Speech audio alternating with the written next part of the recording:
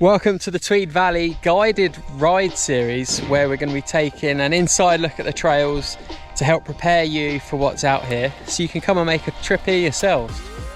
Unbelievable. That's so good. Alright, flat out and flat white.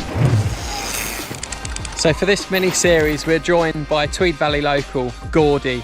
I'm aiming for a dry pants day today. And he's going to be taking over the reins for this one. So without further ado, over to you, Gordy.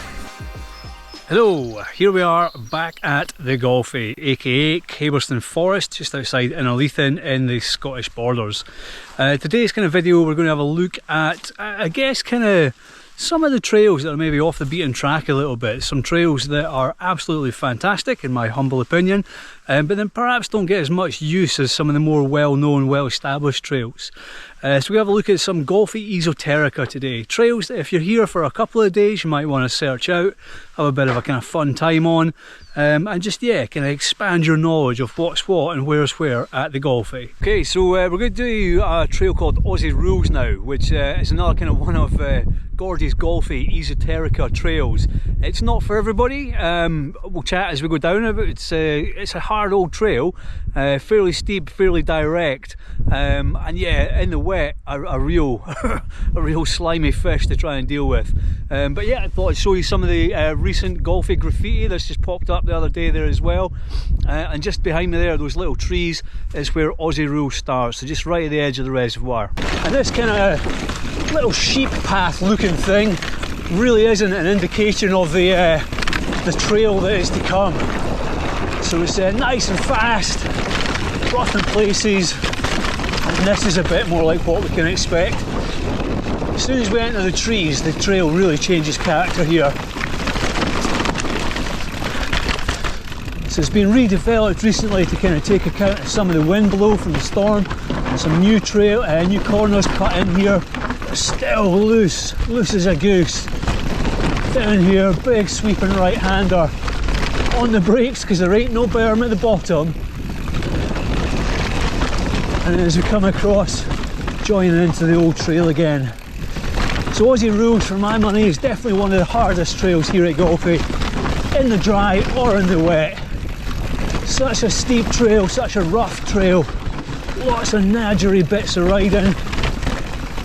So this is us crossing Big Baw and then continuing down Aussie Rules. So you can see some of the ruts there and some of the kind of bits where all the mud's blown out. Tells you how wet this trail can be in times. But it's great today, as much grip as you're ever going to get. It's still a real fight from top to bottom. It's definitely, I think, one of the trails, if you really want to test yourself at the Golfie, trying to get down this clean in one piece is it's definitely a real challenge.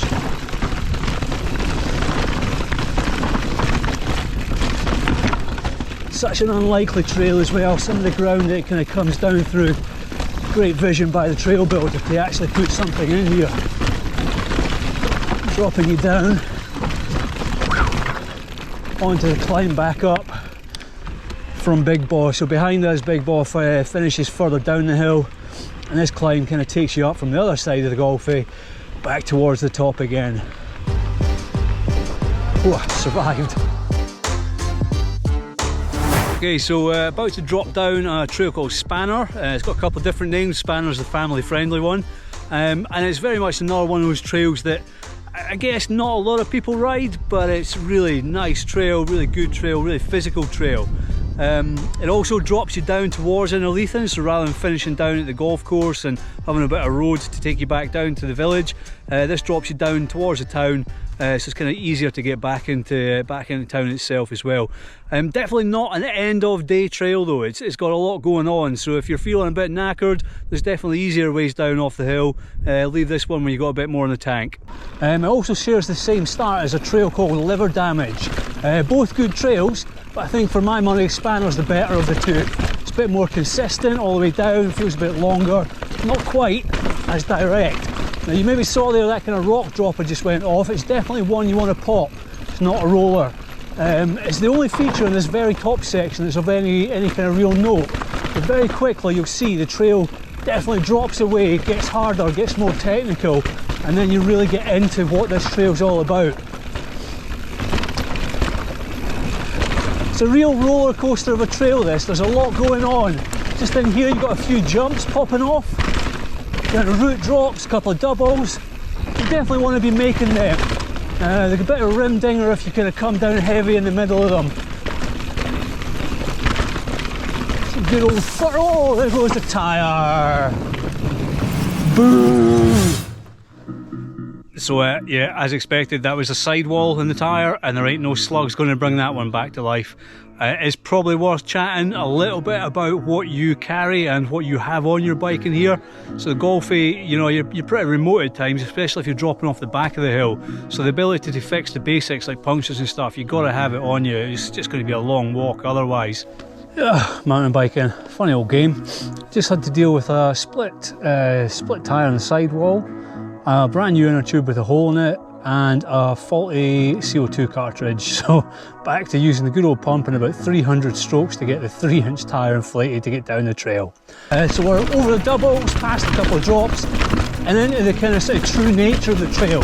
You see it's pretty damn rough, pretty well built. There's a lot of rock in this trail, kind of very much like Big Ball. Another kind of very well built, very rock built trail, and a couple of steeple sections. Big feature though, spanner, is that by about this point, if you hadn't had a 50-minute break to sort your back tyre out, is that your thighs will be screaming at you, asking you what the hell you're playing at. There is very, very little opportunity in this trail to get any pedal strokes in.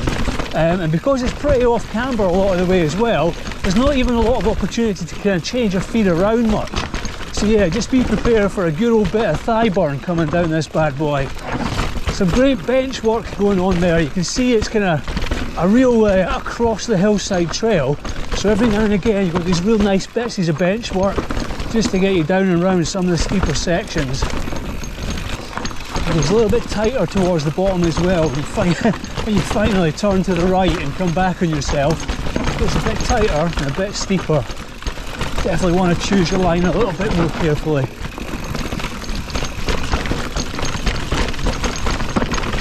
And a little bit of sunshine towards the bottom. It does get a bit more open, and when you see that, you know the steepest bit's coming up just before it pops you back out onto the road.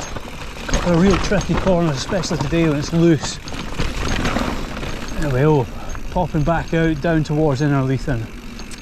Okie dokie, so we are just about to kind of go down a trail called Splash and Dash. Nearly forgot the name there. Splash and Dash. It starts just past the Fyro crossing for Avalanche, and it's a real marmite of a trail this. You either hate it or you love it. I think it's an awesome little trail, and it just doesn't get the love that it deserves, I don't think. It's a real steep, techie thing in the upper section and a real fast flowy thing in the bottom section. But it's well worth having a look before we drop in at the two different entrances to it. So just behind me here, you can see, I guess, what is the, well, what used to be the easier entrance into it. But as we go down here, you'll see that it's kind of anything but these days. This corner's kind of had a real kind of sort of challenge holding on to its soil, and it's getting real kind of steep and loose. Just back down the road a little bit is entrance number 2. So this is a kind of real committing entrance, and it's a fairly steep old chute with a kind of hard left-hander at the bottom there, and again lots of loose debris in the corner as you go around. So yeah, well worth kind of having a check of these before you commit to it. But yeah, is there much between them? I don't know if there is these days. Okay, so as we drop in here, it's a real horizon line, heavy on the brakes, right off the back of the bike, and there is enough berm there to get you round and on your way, but it's certainly something you've got to commit to as you drop in there. Interesting, looks like there might be a little bit of work going on in amongst here. So as you can see, the trail itself definitely is a bit of a off-camber trail in places. You've got to kind of keep yourself fighting for the uphill side, keeping your tyres up there. But yeah, nice little bit of trail where we are off-piste and doing something new. Alrighty, well, there you go. And then bringing you in. See, secret footage of the newest bit of trail in the Golfie perhaps. So I guess, yeah, that was the steep techie section.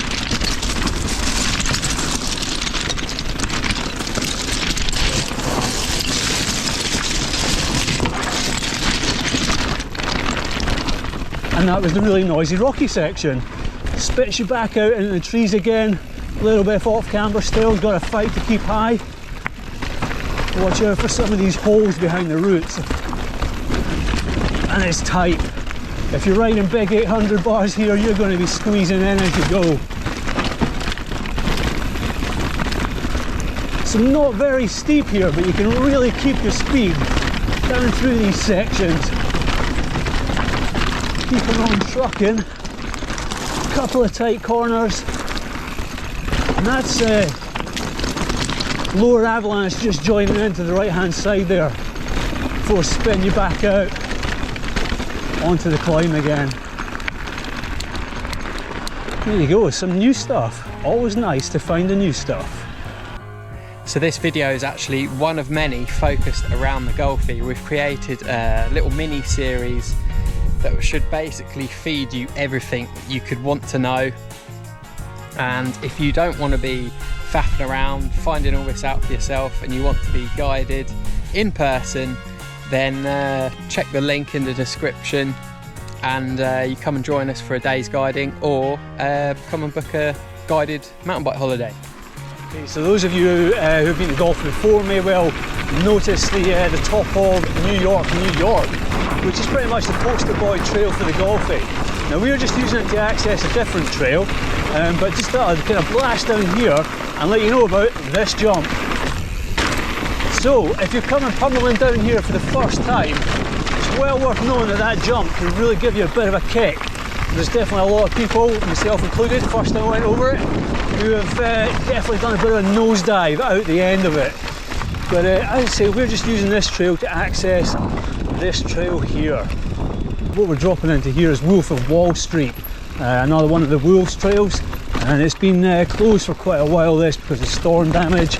But yeah, power of work from the kind of main builders locally who have been working on this recently. It's got it back up and open and running. You can still see at the moment it's fairly fresh looking on the ground. There's a lot of pine needles, still a bit of storm debris. In places like this where we're going round some of the fallen trees, it's still quite fresh in the soil as well. So yeah, kind of real roller coaster of a trail this. Never too technical, but certainly steep in a lot of places and pretty tight in amongst the trees here and there. It's got a good bit of character to it, that some of it's in the trees, some of it opens out, and at the bottom it all joins back in to the Lone Wolf exit back onto the road itself. So yeah, you can really get a sense here of it really steepening up well off the back of the bike here, and the brakes are firmly on. A couple of stumps at the side that is well worth keeping an eye out for, and real pedal catchers here and there, especially as the summer goes on and the grass gets longer. Nice fresh turns in here. Man, there's been a lot of digging done. Kudos to the builders here. Couple of tight ones at the bottom, and then spitting us back out through a bit of a boggy section and onto the main exit of all the Wolves trails again. I guess kind of just worth saying as well, if you're in the area, if you're visiting the Golfie for the first time and 21st time, it's well worth kind of sort of making a bit of a donation and checking out the local trail association, TVTA, Tweed Valley Trail Association. A lot of the trails that we've had in these videos at the Golfie here, they kind of really wouldn't be in the condition that they're in without organisations like TVTA and the supreme effort of volunteers and builders in the valley. So yeah, it's well worth the price of a few coffees or a few beers just to kind of help those trails on the way. Cheers!